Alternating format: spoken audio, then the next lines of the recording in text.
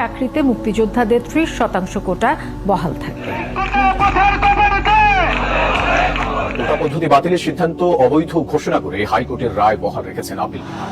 এবার বাংলা ব্লকেট কর্মসূচি। Police barricade দেওয়ার চেষ্টা করলে তা ভেঙেই এগিয়ে যায় আন্দোলনকারীরা। কোটা সংস্কার আন্দোলন সমন্বয় করছেন ঢাকা বিশ্ববিদ্যালয়ের এই শিক্ষার্থীরা। কোটা পুনর্বহালে হাইকোর্টের রায়ে 1 মাসের জন্য স্থগিত করেছে আপিল বিভাগ। যত রাজাকারের বাচ্চারা নাতিপুতি হলো মেধাবী, তাই না?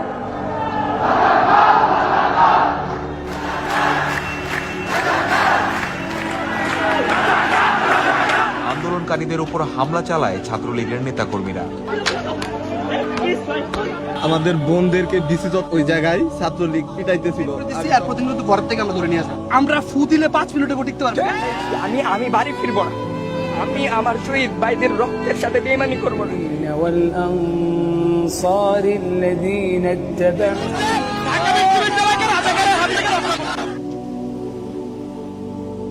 দাবানলের মতো ছড়িয়ে পড়েছে শিক্ষার্থীদের ক্ষোভ। এবারে রাজপথে নেমেছে বেসরকারি বিশ্ববিদ্যালয়ের শিক্ষার্থীরা।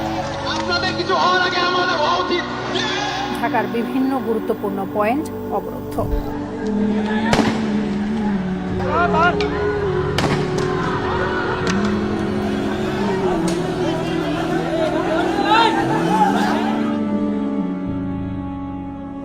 ছাত্রলীগ নেতাদের মেরে বের করে দিয়েছেন সাধারণ শিক্ষার্থীরা। ক্যাম্পাস ছেড়ে পালিয়েছেন ঢাকা বিশ্ববিদ্যালয় ছাত্রলীগের সভাপতি ও সাধারণ সম্পাদক। ঢাকা বিশ্ববিদ্যালয়ের রোকেয়া হলের ছাত্রলীগের নেত্রীদের বের করে দিয়েছেন কোটা আন্দোলনের শিক্ষার্থীরা।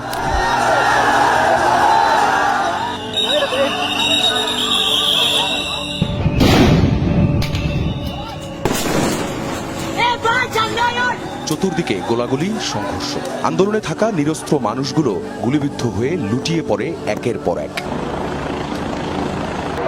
দূর থেকে স্নাইপারের এক একটি গুলিতে মুহূর্তেই প্রাণ যায় আন্দোলনকারীদের। কেন আমাদের গুলি করলো ভাই? হেলিকপ্টার দিয়ে গুলি করছে। দুপুরের পর থেকে মরদেহগুলো নিয়ে যাওয়া হয় ঢাকা মেডিকেল কলেজ হাসপাতালের মর্গে। আগে থেকেই সেখানে মরদেহ শখানেক। তার উপর প্রতি ঘন্টায় নতুন করে কত যে লাশ গিয়েছে তার হিসেব এখনো করা যায়নি।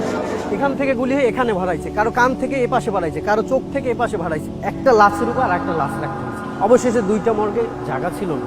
মর্গে লাশের স্তূপ থেকে কেউ কেউ খুঁজে পান স্বজনের মরদেহ, কেউ এখনো খুঁজে পাচ্ছেন না প্রিয় সন্তানের দেহটা।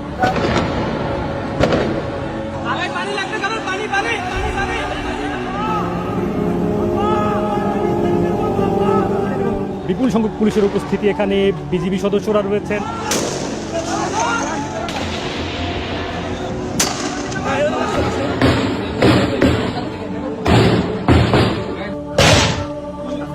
দেখে বোঝা যাচ্ছে হৃদয় তখনও জীবিত।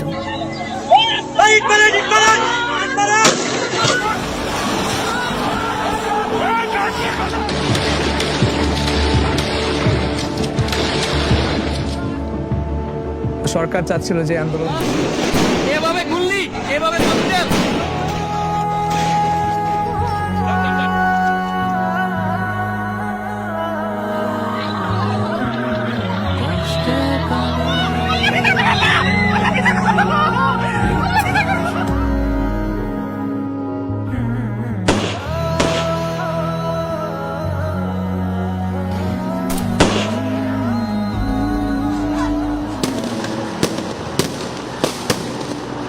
গোলচত্বরের নিচে বাসে দেয়া আগুনের ধোঁয়া উঠে মেট্রো রেলে পড়ে।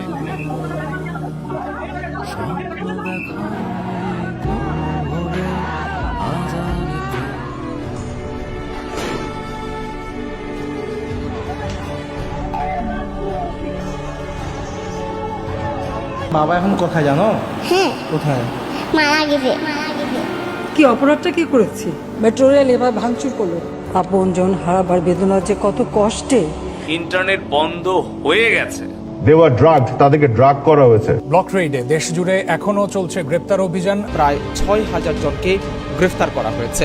ফেসবুক সয়লাভ হয়েছে লাল রঙের প্রোফাইল ফটোতে। ছড়িয়েছে আন্দোলনের উত্তাপ। শিক্ষার্থীদের দ্রোহযাত্রায় সামিল সব শ্রেণী পেশার মানুষ। আমরা কোনো ব্যানার না, আমরা ছাত্র ভাইদের ব্যানার।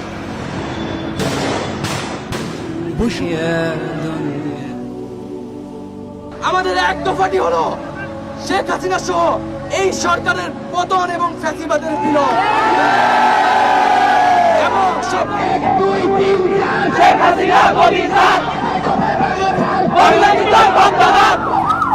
আন্দোলনকারীদের সাথে পুলিশের এতে বেশ কয়েকজন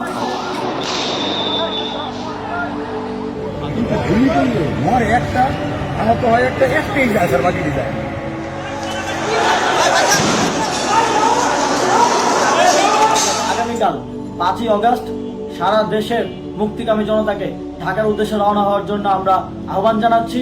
মসজিদের মাইকে ঘোষণা দিয়ে যাদেরকে পাবেন সবাইকে নিয়ে ঢাকার উদ্দেশ্যে রওনা হন।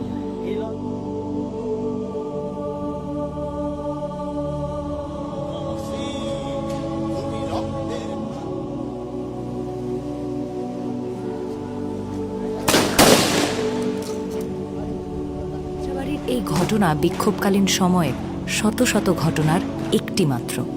এখন রাজধানীর যাত্রাবাড়ির পরিস্থিতি আরো ভয়াবহ। 5ই অগস্ট 2024 যাত্রাবাড়ির এই এলাকাটিতে পুলিশ নির্বিচারে গুলি চালায়। অবিরাম গুলিবর্ষণ প্রহার চলতে থাকে। এই আহত ব্যক্তিকে টানা লাঠি দিয়ে মারা হয়, তারপর মাথায় লাথি। তারই ডান দিকে পড়ে আছে মৃত আর আহত ব্যক্তিরা।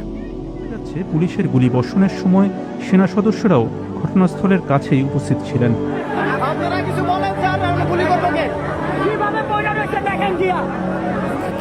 একদম কাছ থেকে লাল শার্ট পরিহিত ব্যক্তি একাধিক গুলিবিদ্ধ হয়ে পিলারের মেঝেতে পড়ে যন্ত্রণায় কাতরাতে থাকেন। দ্বিতীয় ব্যক্তিও আহত হয়েছেন। এমন সময় সাদা আলখাল্লা পরিহিত এক ব্যক্তিকে মারতে শুরু করে পুলিশ।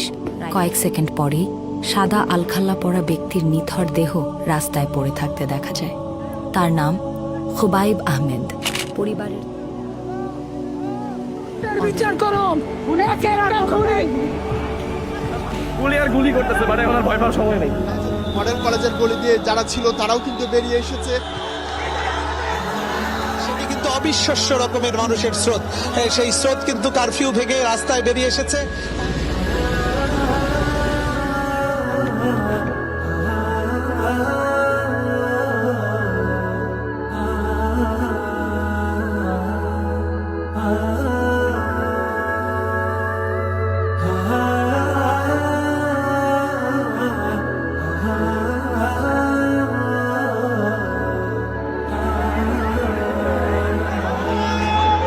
প্রিয় দর্শক, দেখতে পাচ্ছেন শুকরানা নামাজ আদায় করতেছে।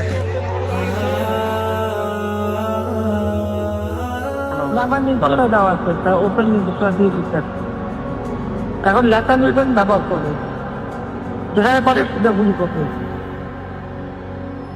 আমি আন্দোলনরত কোমলমতি ছাত্র ছাত্রীদের নিরাপত্তা নিয়ে অত্যন্ত উদ্বিগ্ন।